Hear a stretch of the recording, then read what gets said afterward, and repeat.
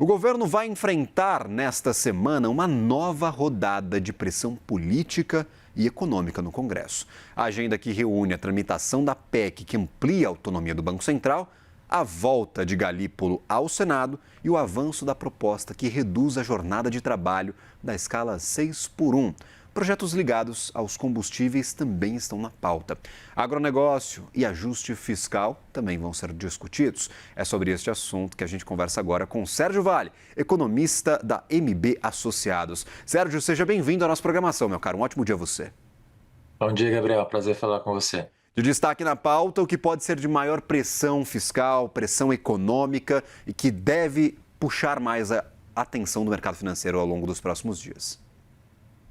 Olha, certamente eu acho que a questão relacionada à PEC da mudança, né, da jornada de trabalho de 6 por 1 para 5 por 2 não é necessariamente a que pode afetar mais o mercado no curto prazo, mas certamente é o que afeta mais aos empresários nesse momento na economia brasileira por conta da percepção de aumento de custo que a gente vai ter com a PEC sendo implementada. Então há muita atenção e muita percepção em relação à possibilidade de se aprovar a PEC da jornada ao longo desse ano ou não, sabendo e tendo muita percepção também de que é provável que ela vai ser aprovada, se não esse ano, em 2027, e todo mundo começando a fazer estimativas de possibilidade de aumento de custo nas suas empresas por conta dessa mudança que virá pela frente. Então, acho que essa, nesse momento, talvez para as empresas, é a percepção maior de risco que a gente tem. Perfeito. Sérgio, eu gostaria de entender, inclusive, se há margem, por exemplo, para que estes efeitos econômicos que estão sendo monitorados da PEC 6 por 1 sejam, talvez, reduzidos. Muito se fala em um período de transição, em uma redução menor do número de horas trabalhadas semanalmente, por exemplo, de 44 para 40 e não para 36 horas. Eventualmente, alguma distinção para setores específicos, compensações para as empresas. O que o senhor acredita? Caso, claro, este texto avance com a rapidez que nós estamos imaginando, seja aprovado neste ano ou no próximo, o que o senhor acredita que poderia, talvez, reduzir os impactos econômicos de uma mudança radical como essa que a gente está prevendo no Congresso Nacional? O que não pode ter, Gabriel, é que você jogou aí no meio, que é uma preocupação dos economistas como um todo nesse momento, é que além de ter uma medida que vai mudar a jornada de trabalho no Brasil, você tentar resolver isso com uma compensação fiscal de qualquer ordem, né? Essa é uma preocupação que, nesse momento de déficit de dívida que a gente tem, pensar em compensar essa medida com algum ajuste fiscal direcionado a essas empresas, a esses setores, não tem cabimento e não faz sentido ir por esse lado. O que de fato vai dar para fazer, eu acho que é o caminho concreto que a gente está caminhando para ver acontecer no futuro, em vez de você fazer uma diminuição drástica de 44 para 36, fazer uma diminuição para 40, que é um padrão que a gente vê acontecer mundo afora, vários países fizeram, e poder fazer isso de forma escalonada ao longo do tempo, né? Em vez de fazer em um ano, fazer em 10 anos, como tem sido colocado, ou um patamar intermediário em relação a essa proposta original, fazer alguma coisa em 5 anos, 1 hora por ano, por exemplo. Enfim, eu acho que tem aí uma discussão que vai ser colocada nas comissões, nas discussões na comissão ao longo dessas próximas semanas, desses próximos meses, para fazer uma coisa que seja no meio do caminho. O aumento de custo vai acontecer, as empresas vão ter que incorporar isso de alguma forma, parte disso vai ser repassado para preço, inevitável. Agora, dá para fazer uma coisa intermediária que agrade os trabalhadores e que tente minimizar o custo disso para as empresas no final. Perfeito. E para o restante da pauta, eu chamo a atenção, por exemplo, para a participação de Gabriel Galípolo hoje no Senado Federal, na Comissão de Assuntos Econômicos. Na tua percepção, ainda há o que esclarecer da atuação do Banco Central na liquidação do Banco Master? Ainda há lacunas a serem preenchidas? Ou pelas declarações que já foram dadas pelo próprio Gabriel Galípolo e pelo Banco Central, nós temos uma página virada para qualquer contestação da atuação da autoridade monetária, neste caso especificamente, Sérgio? Eu acho que em relação ao Banco Central e ao Master, sim, Gabriel, tenho a impressão que esse caminho está bem levado, digamos assim, não tem novidades nesse sentido para ver em termos da atuação do Banco Central. O Banco Central pode ter demorado um pouco, é toda a discussão que se tem em relação ao Banco Master, mas acabou sendo liquidado, corretamente liquidado. Então a gente tem um cenário que talvez possa ter algumas novidades aparecendo, mas eu acho que não tem nada muito crítico nesse sentido. Eu acho que hoje, quando a gente fala de Banco Central, a preocupação maior é sobre, digamos assim, o trabalho tradicional do Banco Central, né? No momento de inflação pressionada, expectativa de inflação elevada esse ano, ano que vem, o que o Banco Central vai fazer em termos de taxa de juros, né? E o mercado todo aumentando as expectativas de Selic para final de ano, para o ano que vem também, por conta do aumento de inflação que está vindo com choque de petróleo esse ano, talvez com choque de alimentos no ano que vem. Então, hoje eu acho que, ainda bem, talvez a preocupação maior que a gente vai ter quando fala de Banco Central não é mais tanto o master, mas sim muito relacionado às questões de inflação, que também é uma baita de uma preocupação.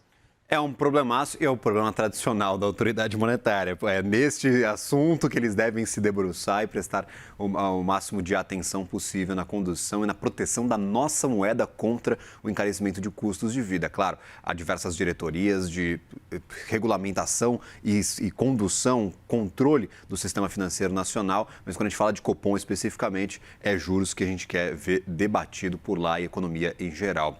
Agora, Sérgio, eu queria entender, meu caro, qual que é a posição que a gente pode enxergar, por exemplo, do Banco Central agora, da nossa política de taxa de juros, nossa política monetária, diante de um eventual impulso fiscal e parafiscal?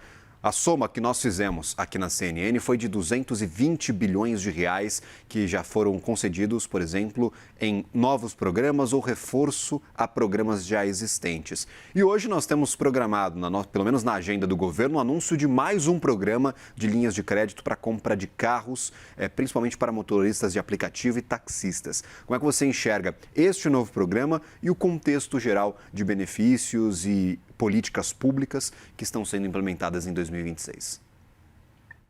Pois é, governo emparedado do ponto de vista eleitoral, né? Mudou um pouquinho agora com as Uhum. pesquisas que vocês mostraram da Atlas, né? Mas é um governo que, desde o ano passado, tem dado sinais de queda de popularidade, né? A direita se aproximando na eleição esse ano, em governos que estão emparedados dessa forma, como a gente está vendo acontecer agora, era natural esperar que a gente fosse ter um impulso fiscal grande acontecendo. A gente está vendo acontecer. O governo, na verdade, está trabalhando desde o ano passado com medidas que eram mais microeconômicas, né? O crédito consignado, isenção do imposto de renda, pé de meia, vários desses programas que foram alinhados desde o ano passado para atrair a população, a classe média também, não só a classe mais baixa. E agora a gente vê o governo acelerando esses processos esse ano para tentar se aproximar ainda mais do governo. Eu acho que o grande destaque disso tudo que a gente está vendo acontecer, em termos de impacto de custo fiscal e parafiscal, certamente é o desenrola, né, 2.0 que está vindo, e a questão do combustível, né? As isenções estão sendo dadas para o combustível, na ideia de que você vai ter dividendos que vão ser pagos pela Petrobras e está tudo bem, você vai conseguir compensar.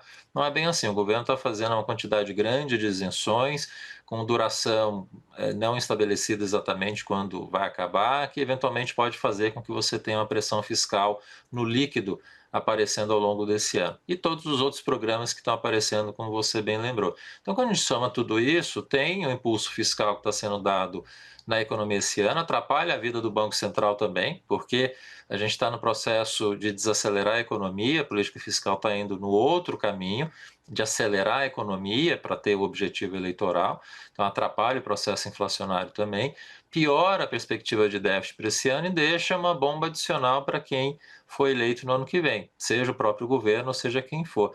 Então, assim, a questão fiscal, a gente sabe que ano eleitoral sempre é complicado, governos que são mais frágeis politicamente, como a gente está vendo agora, mais emparedados, tendem a fazer uma pressão fiscal maior. E a gente vai ter que pagar essa conta de alguma forma no que vem. Perfeito. E aí, falando de contexto geral, trouxemos notícias no começo desta edição do Morning Call de avanço de negociações lá fora, entre Estados Unidos e Irã. O quanto isso será definitivo, talvez, para nós, Brasil, aqui, para a economia nacional, para a política, e como que você percebe recentemente este avanço de negociações? Uma hora parece que vai, outra hora parece que não vai, Sérgio. Pois é, Gabriel, esse é o grande problema, né? A gente está falando de uma guerra que já não era para ter começado, quando começou ficou a expectativa de que era tão absurda que ia acabar logo. A gente está caminhando para o final de maio, 3 meses de guerra, e essa incerteza fazendo com que o preço do petróleo permaneça acima de $100. Quanto mais tempo demora para você resolver essa situação, mais tempo vai levar para esse preço voltar à normalidade, você voltar à normalização de produção também. Então, está caminhando para, de fato, você ter um ano que se torna perigoso não só para combustíveis no curto prazo, como a gente está vendo agora, mas todo o impacto na cadeia de petroquímicos, fertilizantes, especialmente, que no caso brasileiro começa a pegar com mais atenção no segundo semestre. Então, é um cenário de preço de combustível e preço dos derivados químicos, petroquímicos, do petróleo no final, que tendem a causar pressão ao longo do ano inteiro. Né? Então, a gente vai ver uma inflação que, definitivamente, por conta do que a gente está vivendo agora, se aproxima de 5%, né? Coloca um risco muito grande também para 2027. E não há definitivamente nenhum sinal concreto de ambas as partes, né, do Irã e dos Estados Unidos, para sinalizar o fim definitivo dessa guerra. O Trump sinalizou que a preocupação dele não é com a inflação americana, não é com o consumidor, quer que o Irã definitivamente não produza armas nucleares. E o Irã está no sentido oposto, não sinalizando que vá fazer isso como os Estados Unidos querem. Então, o flanco que se abriu de atacar o Estreito de Hormuz dessa forma está caminhando para ser de difícil solução. Então, eu acho que a gente vai precisar se acostumar com o preço de petróleo muito pressionado esse ano. Né? Se falava muito em poder chegar a $80 no final de 2026, talvez a gente nem consiga chegar a isso, e o Banco Central vai ter uma baita dor de cabeça pela frente por conta desse cenário de petróleo muito indefinido que a gente ainda tem. Sérgio Vale, economista-chefe da MB Associados, obrigado pela participação, meu caro. Um ótimo dia, um bom restante de semana a você. Obrigado, Gabriel. Sempre um prazer falar com vocês. Até. Agradeço. Prazer é todo nosso.